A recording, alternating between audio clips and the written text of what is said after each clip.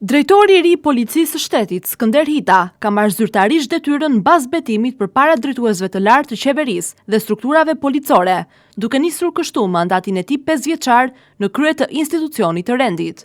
Ceremonia u zhvillua në praninë të zëvendës kryeministres Albana Koçiu dhe ministrit të Brendshëm Besfort Llamallari, të cilët vunë në dukje rëndësinë e këtij momenti për Policinë e Shtetit dhe për proceset reformuese në vend.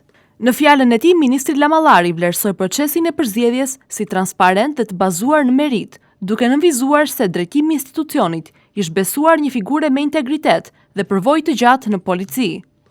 Ai theksoi se sfidat ndaj Policisë së Shtetit janë në rritje dhe kërkojnë lidership të fortë dhe vizion të qartë.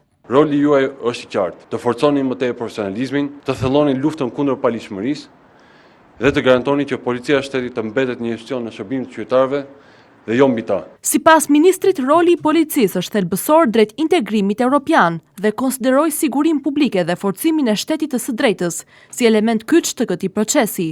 Llamallari paralajmëroi gjithashtu se çdo përpjekje për destabilizim apo cënim të rendit përbën pengesë për avancimin e vendit. Në fjalën e tij, drejtori i sapo emëruar Skënder Hita e cilësoi marrjen e detyrës si kulmin e një karriere 25 vjeçare në radhët e Policisë së Shtetit, duke konsideruar këtë post më shumë si përgjegjësi se sa si arritje personale.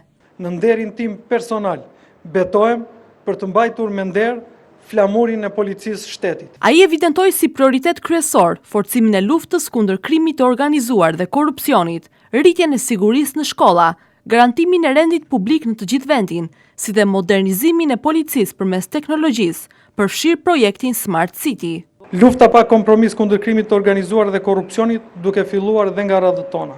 Rritje akoma më shumë e parametrave të sigurisë në shkolla dhe në çdo komunitet. Forcimi i rendit dhe i sigurisë në të gjithë territorin e vendit. Hita u ndal gjithashtu tek nevoja për rritjen e transparencës dhe forcimin e besimit të qytetarëve, duke theksuar se një polici moderne matet pikërisht me besueshmërinë që krijon në publik. Ai premtoi mbështetje për efektivët e ndershëm, por edhe kërkesë të lartë për standarde dhe përgjegjësimë. Në mesazhin e tij përfundimtar, ai bëri thirrje për bashkëpunimin mes policisë dhe qytetarëve, duke nënvizuar se siguria është një përgjegjësi e përbashkët dhe se institucioni që ai drejton do të synojë të fitojë autoritet përmes shërbimit dhe drejtësisë, jo përmes imponimit.